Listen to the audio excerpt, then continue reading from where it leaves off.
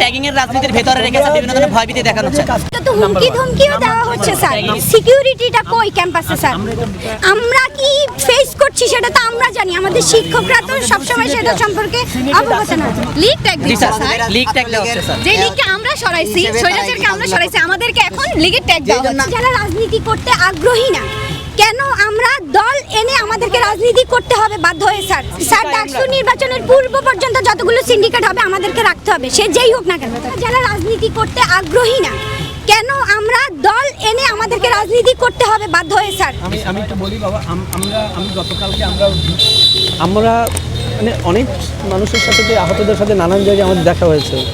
মানে আমার মনে হয়েছে যে একটা ছেলেকে বুকে পাড়া দিয়ে তার এইখানে গুলি করেছে, তার একটা স্কুটাম কেটে ফেলতে হয়েছে, এরকম বিভৎস আছে। এটা কোনোদিনও আর হওয়া উচিত না। আমি ওই দিনও বলেছি যে তোমরা হলে আমার ভ্যানগার্ড, তোমরা যদি না চাও শিক্ষার্থীরা না চাইলে এটা কোনোদিনও হওয়া সম্ভব না। কিন্তু স্যার আমাদেরকে তো হুমকি ধমকিও দেওয়া হচ্ছে স্যার। আমি বলছি ভাই, আমি তো শেষ করি। হুমকি ধমকি দেওয়া হচ্ছে, আমাদের সিকিউরিটিটা কই ক্যাম্পাসে স্যার? আমরা এটা বলছি, যারা ক্যাম্পাসে দলীয় রাজনীতির বিরুদ্ধে কথা বলতেছে তাদেরকে বিভিন্নভাবে ট্যাগ দেওয়া হচ্ছে। লিগ ট্যাগ দিচ্ছে স্যার, লিগ ট্যাগ দেওয়া হচ্ছে স্যার। যে লিগকে আমরা সরাইছি, স্বৈরাচারকে আমরা সরাইছি, আমাদেরকে এখন লিগের ট্যাগ দেওয়া যেই জন্য হচ্ছে। শিক্ষার্থীরা আন্দোলন করলো, আমাদের 9 দফার 7 নম্বর দফাটাই ছিল যে দলীয় ক্যাম্পাসে রাজনীতি সকল ধরনের নিষিদ্ধ করা। ছাত্র রাজনীতি নিষিদ্ধ করতে একটু বলি ভাই। হবে। ছাত্র রাজনীতি আমরা 17 তারিখে আমরা এর আগে যখন হলে ঘুরেছি, তোমরা জানো যে আমরা তোমাদের সব জায়গায় একটা প্ল্যাটফর্ম দেখেছি 10 জন 12 জনের, তাদেরকে আমাদের stand proctor doctor Rafiqul Islam already যোগাযোগ করেছেন। 17 তারিখে 2:30 তোমাদের সাথে আমরা বলবো, সেখানে প্রবোস স্যাররাও থাকবেন এবং গোলাম এলা স্যার যোগাযোগ করেছেন। তো সেখানেও that is a formal platform, সেখানেও তোমাদের এই জিনিসগুলো ফর্মালি নিয়ে আসার সুযোগ আছে। আমরা তখন ওই প্রবোসদের সাথেও সরাসরি কথা বলতে পারবো, তাদের ওপিনিয়ন জানবো, আমরা সেখানেও তাদের বক্তব্য পরিষ্কারভাবে তুলে ধরতে বলবো, তোমরা সেটা শুনবে। এই বিষয়গুলোই তোমাদের এবং আমাদের যৌথ কাজকে এগিয়ে নিয়ে যাওয়ার জন্য সহজ হবে। আমাদের একটা পদ্ধতির মধ্যে দিয়ে যেতে হয়, ইনশাল্লাহ আশা করি আমরা ছাত্র, কারণ এই বিশ্ববিদ্যালয়ের শিক্ষার্থী না থাকলে আমাদের তো দরকার নেই।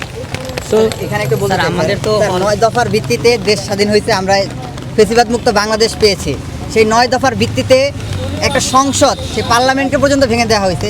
সেখানে দেশ স্বাধীন হয়ে যাওয়ার পরে, ফেসিবাদ মুক্ত হওয়ার পরে, তারপরে কেন ক্যাম্পাসে ছাত্র রাজনীতি নিষিদ্ধ করার ব্যাপারে কোনো কার্যকরী পদক্ষেপ আমরা দেখতে পাচ্ছি? আমরা আশা রাখবো যে দ্রুততম সময়ের মধ্যে সিন্ডিকেট মিটিং এর মাধ্যমে ক্যাম্পাসে সকল ধরনের ছাত্র রাজনীতি জরুরি সিন্ডিকেট ছিল। আমি তোমাকে বলি ভাই, দেখেন না অনেক সাংবাদিক আছে, সব কথা তো বলা যাবে না, এটা জরুরি সিন্ডিকেট ছিল নাম্বার 1। নাম্বার 2 হলো আমরা এখন যে অবস্থায় আছি, আমাদের এটা ওই পর্যায়ে নিয়ে আলোচনা করার টেকনিক্যাল অসুবিধা আছে, তোমরা এটা ভালো করেই বুঝো।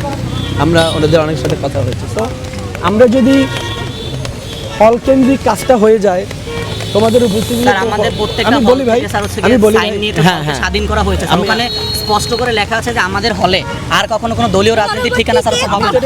এখন তো প্রবোস চেঞ্জ হলে আসলে স্যার সিস্টেমটা চেঞ্জ হবে না। এখন তো আইনগত কোনো বাধা আছে কিনা আমি তো শেষ করি। আইনগত বাধা এটা তো আমি এই কি আছে এটা তো আমি এই মুহূর্তে বলতে পারবো না, আমি তোমার পরে বলবো। অনেকের সাথে আমার কথা হয়েছে। তো যেটা হলো যে ওখানে যখন আবার ওটাতে আমরা ফর্মাল নিতে, স্যারও বলেছেন তোমরা জানো, তোমাদের এই প্ল্যাটফর্মে আমরা একটা ফর্মাল লিড দিতে চাই। তো ওখানে যখন আমরা ওইটা একটা রেজলিউশন নিয়ে ফেলবো, তখন আমাদের একটা গ্রাউন্ড হবে। এই গ্রাউন্ডটাকে যখন আমরা নেক্সট একটা স্বাধীন বাংলাদেশের উপযোগী সিন্ডিকেট পাবো, সেই সিন্ডিকেটে নিয়ে যাব, তখন এটা আমাদের জন্য সুবিধা হবে। এর বেশি তো আর এই মুহূর্তে বলা ডিফিকাল্ট, বুঝতে পারছো? স্যার সিন্ডিকেটটা এখন সময় উপযোগী না স্যার। আমি বলি সবাই নেই।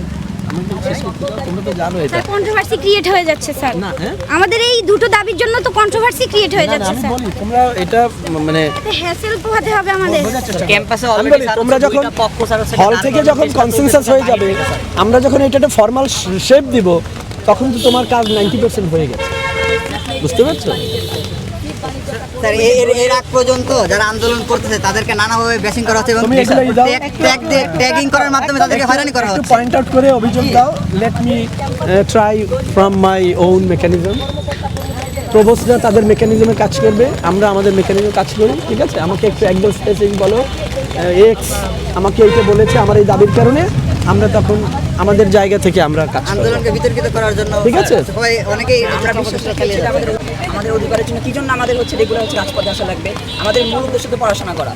এখন সেই পড়াশোনা বাদ দিয়ে হচ্ছে আমাদের বৃষ্টিতে ভিজে বা হচ্ছে যে কোনো একটা যৌক্তিক দাবির জন্য কি জন্য হচ্ছে আমাদের সবসময় হচ্ছে রাজপথে নেমে আসতে হয়, বা বিশ্ববিদ্যালয় প্রশাসনের কি প্রতিবন্ধকতা আছে যে তারা হচ্ছে এই দাবিগুলো নিজে থেকে হচ্ছে বাস্তবায়িত করতে পারেন? আর স্যার আমাদের সিন্ডিকেট মিটিংগুলোতে কি শিক্ষার্থী প্রতিনিধিদের রাখা এখন উপযোগী না স্যার? এটা তো প্রয়োজন স্যার। আমরা কি ফেস করছি সেটা তো আমরা জানি, আমাদের শিক্ষকরা তো সবসময় সেটা সম্পর্কে অবগত না। কই স্যার ডাকসুটা কই স্যার? স্যার ডাকসুটা কই স্যার? স্যার আমাদেরকে ডাকসুটা আমরা চাই স্যার। আমাদের আন্দোলনটা হয়েছিল স্যার হচ্ছে গিয়ে ছাত্র এবং জনতা শিক্ষক সবাইকে একসাথে নিয়ে। স্যার আমাদের ক্যাম্পাসে আমরা ছাত্ররা স্যার সবচেয়ে বেশি। এখন স্যার এইখানে স্যার আমাদের সিন্ডিকেট সভাতে আমাদের মাঠে ভিজে ভিজে বারবার একটা নিরপেক্ষ সিন্ডিকেট সবার জন্য স্যার হচ্ছে গিয়ে বারবার চাওয়া লাগে। এখানে কেন স্যার সিন্ডিকেট সভায় যদি আমাদের জন্যই স্যার ডিসিশন নেওয়া হয়, তাহলে আমাদের প্রতিনিধি কেন স্যার হচ্ছে সিন্ডিকেট সভা হচ্ছে রাখা হচ্ছে না? তোমরা খুব সেন্সিবল এবং অনেক ভালো বুঝবে। এই আইনটা হয়েছে 1973 সালে, এটা আবার সংশোধন করতে হবে। স্যার করে ফেলুন স্যার পার্লামেন্ট স্যার করবে, করে স্যার ফেলুন। সময়ের পার্লামেন্ট করবে, আমরা পারবো না। কতদূর পর্যন্ত যেতে রাজি স্যার? পার্লামেন্টেও যাব স্যার। আমরা তো স্যার আমরা কতদূর যাই তাহলে? স্যার 1973 অধ্যাদেশ তো স্যার হচ্ছে কোনো স্যার হচ্ছে আসমানি কিতাব না স্যার, ওটা আমরা চেঞ্জ করতে পারবো না। ওখানে অনেক সাংঘর্ষিক অনেক কিছু আছে 2024-এর প্রেক্ষাপটে স্যার হচ্ছে আমাদের যেটা করলে ভবিষ্যতের জন্য ভালো হবে। অধ্যাদেশকে অবশ্যই ওভাবে করে স্যার হচ্ছে পুনর্গঠন স্যার হচ্ছে করতে হবে। সারা বাংলাদেশ যেখানে সংস্কার হচ্ছে সেখানে কেন স্যার আমরা দাবিগুলো খুব জরুরি, এই জন্যই তোমাদের এই কার্যক্রমটা জরুরি। ঠিক আছে স্যার ডাকসু নির্বাচনের পূর্ব পর্যন্ত যতগুলো সিন্ডিকেট হবে আমাদেরকে রাখতে হবে, সে যেই হোক না কেন আমাদের শিক্ষার্থীদেরকে রাখতে হবে স্যার। স্যার আমাদের ডাকসুর প্যানেলগুলো কোনো ছাত্র প্যারেন্টাল অর্গানাইজেশন, পলিটিক্যাল অর্গানাইজেশন অনুযায়ী হওয়া যাবে না, ছাত্রদল ছাত্রলীগ হওয়া যাবে না। সাথে আমার এই ব্যাপারে আমরা এটা আমরা বলেছি, আমরা কোনো প্যানেলে আর চাইবো না ডাকসু হোক। আমাদের সমাধান চাই, আমরা দ্রুত সমাধান আপনি আরেকবার একটু সামারাইজ করেন, আমরা আপনারা নেক্সট আমাদের সাথে কবে আলোচনা করতে চাচ্ছেন এই বিষয়ে? যে কোনো সময় আমরা এই যে আলোচনা করছি, যে কোনো সময় আমরা আলোচনা করতে রাজি আছি, কোনো অসুবিধা নেই। স্যার আমরা এখানে যারা সাধারণ শিক্ষার্থীদের 17 তারিখ তোমাদের সাথে অফিসিয়াল আলোচনা আলোচনা। করতে করতে নাকি আবার আমরা প্রাক্তন হয়ে যাব? প্রাক্তন হয়ে যাবো। জি স্যার আমাদের তো স্যার মাস্টার শেষ হয়ে যাচ্ছে সেইখানে একেবারে ফর্মাল আলোচনা হচ্ছে। স্যার 17 তারিখ পর্যন্ত স্যার আপনারা সময় নেন ফর্মালিটির জন্য, কিন্তু স্যার আমরা যারা সাধারণ শিক্ষার্থীদের পক্ষ হয়ে রাজপথে আসি স্যার, এখানে তো আমাদের কোনো পলিটিক্যাল ফায়দা নাই, আমি ওইটা কোনো চেয়েছি। কিছু নাই, কিন্তু স্যার আমাদেরকে বিভিন্নভাবে ছাত্রলীগের ট্যাগ দেওয়া হচ্ছে, আমাদেরকে বিভিন্নভাবে হলে হচ্ছে গিয়ে স্যার আমাদের হচ্ছে গিয়ে ফেস ভ্যালু কমানো হচ্ছে, আমাদের